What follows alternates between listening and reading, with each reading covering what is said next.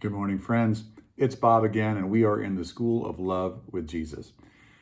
And it's incredibly focusing, I think, for us to take a moment and reflect on the idea that today, one of the primary things that Jesus is doing in you and through you is teaching you how to love, is molding you into a lover of people that loves like him for the same reasons that he loves them.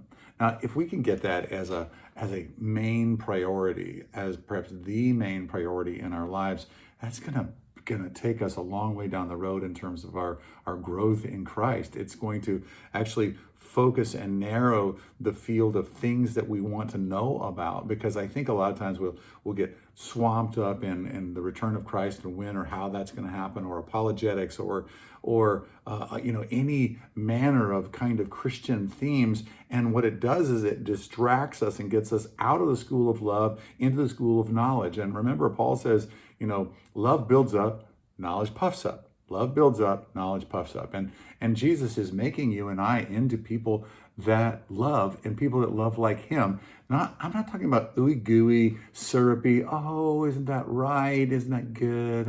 And we just, there. That's not what we're talking about. That's not how Jesus loved people. Jesus loved people with truth. He loved people by laying down his life. He loved people very practically. He loved people by getting into the mix of things and bringing healing and restoration and reconciliation into their lives and into ours. And so as we love like him, we're going to that's going to put us on the playing field of relationships with others. And even though the word actually isn't in the Greek in terms of how the NIV has translated this, it talks in Philippians chapter 2, verse 5, about in your relationships have the same attitude as Jesus.